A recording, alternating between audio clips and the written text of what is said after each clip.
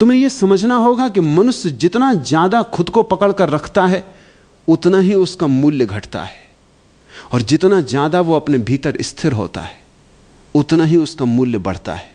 यह कोई चाल नहीं है, यह कोई धोखा नहीं है, यह जीवन का स्वभाव है। जो बेमोल पड़ता है वो खोया नहीं जाता, और जो स्वयं को अनमोल बनाना सीख लेता है वो दूसरों की इच्छा का विषय बन जाता है। लेकिन इच्छा का विषय बनने से पहले उसे अपनी आत्मा का संरक्षक बनना पड़ता है। जब तुम किसी को बहुत ज्यादा समझाने लगते हो तब तुम अपना तेज खो देते हो। जब तुम किसी को बार बार याद दिलाते हो तब तुम अपनी मौन शक्ति खो देते हो। जब तुम हर बार पहले संदेश भेजते हो, हर बार पहले मिलने की इच्छा रखते हो, हर बार पहले झुकते हो, तब सामने वाला यह मान लेता है कि तुम उसके बिना नहीं रह सकते। और जिस क्षण दूसरे को यह पता चल जाता है कि मैं इसके बिना भी महत्वहीन नहीं, तब तुम्हारा वजन कम हो जाता है। इसलिए नहीं कि तुम छोटे हो, बल्कि इसलिए कि तुमने स्वयं को छोटा माना।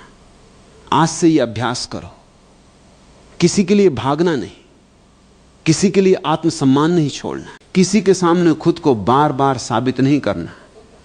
जो समझता है उसे एक संकेत काफी है, जो नहीं समझता उसे तुम्हारा पूरा जीवन भी कम पड़ेगा।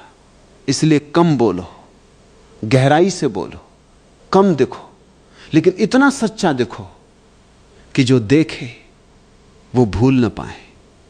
कम उपलब्ध रहो, लेकिन अपनी उपस्थिति ऐसी रखो कि अनुपस्थिति में भी तुम्हारी छाप बनी रहे। मनुष्य की सबसे बड़ी कमजोरी यह होती है कि वो प्रेम को मांग में बदल देता है, और जब प्रेम मांग बन जाता है तब उसमें भिक्षा की गंध आने लगती है। प्रेम भिक्षा नहीं है, प्रेम सम्राट की भांति बहना है। प्रेम में हाथ फैलाने की जरूरत नहीं, प्रेम में हाथ खोलने की जरूरत है। भिक्षा में तुम झुकते हो, प्रेम में तुम खिलते हो। भिक्षा में तुम आश्रित होते हो, प्रेम में तुम स्वतंत्र होते हो। इसलिए जो संबंध तुम्हें बार बार छोटा महसूस कराए वो संबंध नहीं है, वो तुम पर लगी हुई आदत है। और आदत को तोड़ना ही छोड़ने की असली कला है। जो आदमी खुद से प्रेम करना सीख जाता है वही किसी के जाने से नहीं गिरता, वही किसी के आने पर ज्यादा नहीं चढ़ता, उसका संतुलन नहीं बिगड़ता। वो जानता है लोग आते हैं, लोग जाते हैं, मौसम बदलते हैं, चेहरे बदलते हैं, व्यवहार बदलते हैं, पर जो भीतर का प्रकाश है वो बना रह सकता है।